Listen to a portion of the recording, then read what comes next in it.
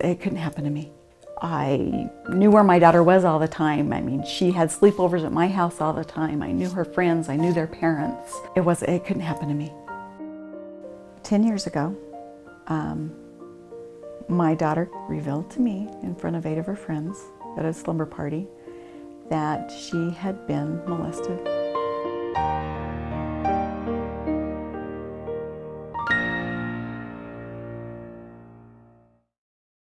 I wanted it to be a dream. I wanted it to be something she saw on TV or something she read that maybe she misconstrued or something.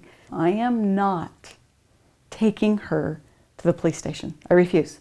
I'm not going to take her down there. I'm not going to have her sit there. I can't do that to her. We can be very intimidating if we walk in and we have guns and we have badges and uniforms on.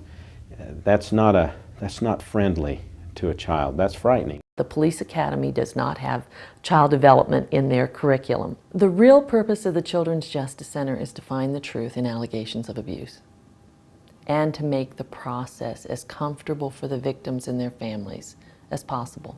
As we started to evaluate what was happening, it wasn't being kind and it wasn't being just to the victim. And in fact, we found that by the time a victim had gone through the process and in time may have already had to tell the story to the policeman who came to the home at 10 o'clock at night, and then the next morning to a detective who followed up on it, and then maybe at the county attorney's office, and then through several hearings in the court system, that this child had been victimized over and over and over again.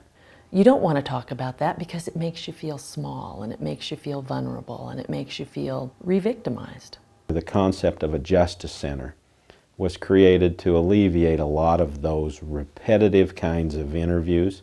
It also created specific training on how you talk to children in a non-threatening manner and how you can create for that child a feeling of comfort instead of just being that witness to somebody's crime.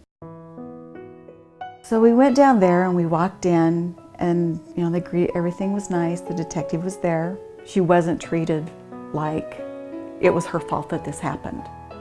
Because of the way and the training that they have, she walked out knowing she was a victim and she was okay.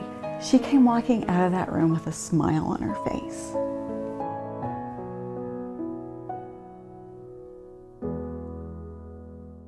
Videotape has been a very effective tool in terms of settling the case ultimately. The children know they're being taped, they're told, but it's not in their face. And so it's not as intimidating. If it's a father, for example, that's accused of molesting a child, often they would come to the various hearings and say, I didn't do it. And not only didn't I do it, but my daughter would never say that I did it. Well, if you can just flip that videotape into the machine and say, you better watch this, and they are able to watch the victim talk about what happened, often that attitude changes tremendously. So it's much more likely you're going to avoid a court hearing because the person works out a plea of guilty to something, rather than having to put that child through that very, very difficult process of coming into an open courtroom and having to testify in front of all those people. Something very, very positive came out of something very, very horrible. A real good day for me is to interview a child and have the child tell me that they feel better. It's very critical to have that team effort. It was important for us from the very beginning that the prime players not only do the interviews in the center, but also office here. And so we worked very hard initially to get permission from the state to have the DCFS workers and with Ogden City to get the Ogden City workers, police officers, actually housed here. Because you've got different disciplines contributing on a case, you've got different perspectives that enable us to help the families and especially help the victims.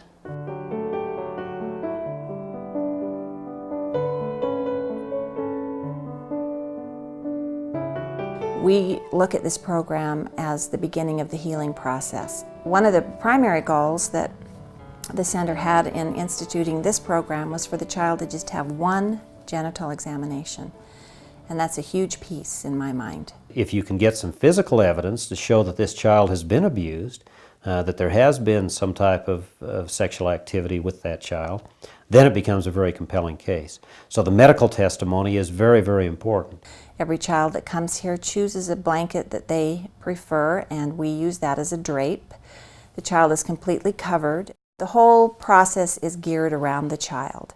The bunny's always there, and we leave it there during the exam. It's kind of a nice, soft, warm, comfortable place to snuggle into. We collect evidence during the examinations. We do rape kits if necessary. We look for areas of injury that the child may have sustained. We document this by photography, videography, and also computer capture. It requires education and training far beyond normal education for healthcare providers. It's a high magnification, bright light source, piece of equipment that also has a camera, a 35mm camera attached, also video. We magnify it 16 times, so we see changes in the tissue, minute little scars, abrasions, bruises, things like that we couldn't see just by looking. It gives us an opportunity to see things larger and more succinctly, and then also to document them with photograph. We try to impress upon them that we respect their privacy and that their privacy is very important to us. I would never wish this on anybody, but thank God that there's some place like this. I know that if I have a case, or my detective currently has a case that he's working through the Children's Justice Center, I know that that child's going to have resources for counseling, for assistance, for help, for follow-up, and the family will have the same kinds of support. Those are things that are in place because of the center that law enforcement on a local level could not grasp and could not handle well. So it took having a center to help do those follow-up kinds of things. So the center has become a rallying point and a focal point for the efforts to prevent child abuse, as well as the efforts to investigate and prosecute child abuse. I often wonder what would have happened if we didn't have the center. You know, I don't know. I don't even want to think about it. We need to understand that abuse takes place in every religion, every race, every social class. Last year here at the center we interviewed over 850 children, and for every case that's reported to us, there's 10 cases that go unreported.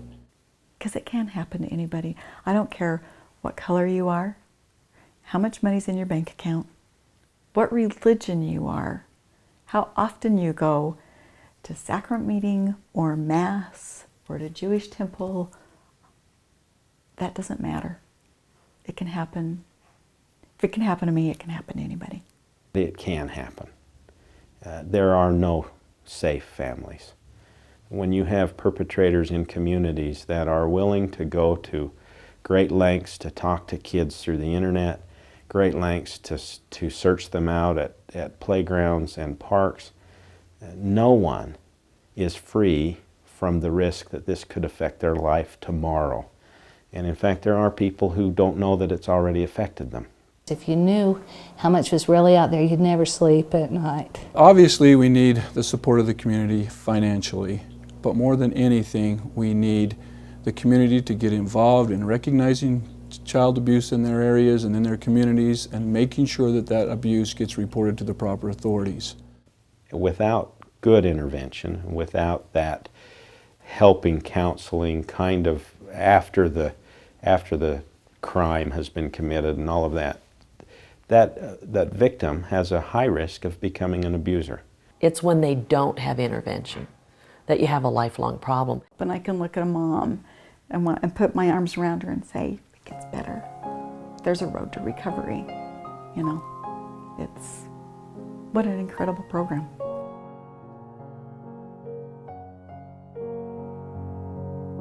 Someday, somebody you know, somebody you love, somebody you care about, unfortunately may have to have the center. We wouldn't even like it. We'd love it if we didn't have to be here. But we're here. And thank God we're here.